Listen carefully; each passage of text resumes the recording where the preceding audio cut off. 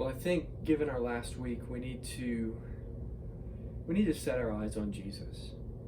I think that Jesus models for us how we should love those who are not like us.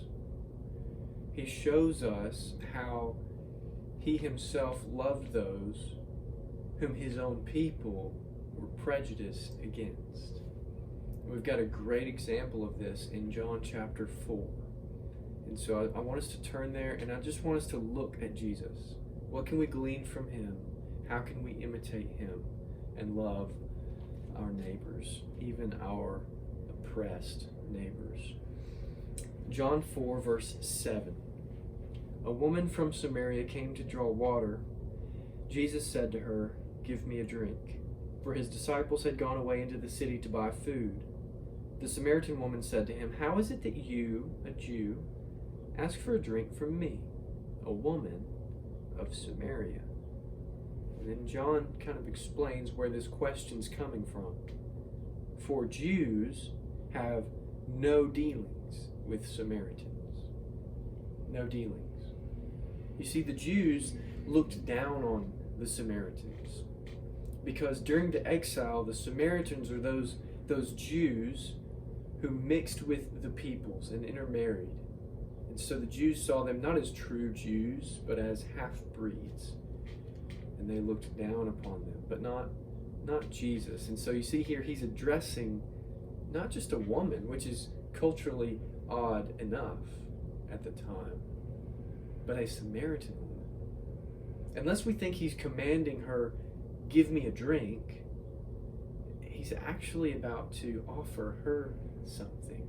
He's not asking for something from her, but he's about to offer her something. So let's look at that. Verse 10. Jesus answered her, "If you knew the gift of God, and who it is that is saying to you, 'Give me a drink,' you would have asked him, and he would have given you living water." Jesus isn't interested in the water from the well. He's interested in giving the Samaritan woman living water. Look at verse 13. Jesus said to her, "Everyone who drinks of this water will be thirsty again, this water from Jacob's well. But whoever drinks of the water that I will give him will never be thirsty again. The water that I will give him will become in him a spring of water welling up to eternal life." Jesus wants to give this Samaritan woman eternal life. That's why he's here. And let's complicate this a bit further. Not only is she a woman, not only is she a Samaritan, but she's also an adulteress. Jesus goes on to say, "You've had 5 husbands, and the man you're with now isn't your husband."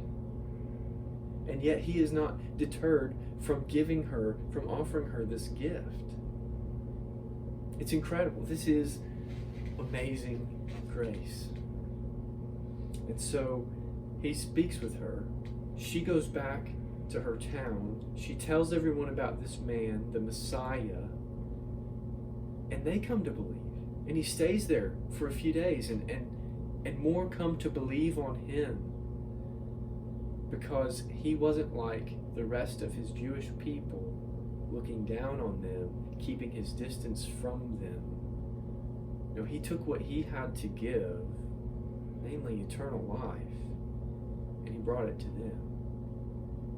And so this is how he models love for us and how we ought to love our neighbors.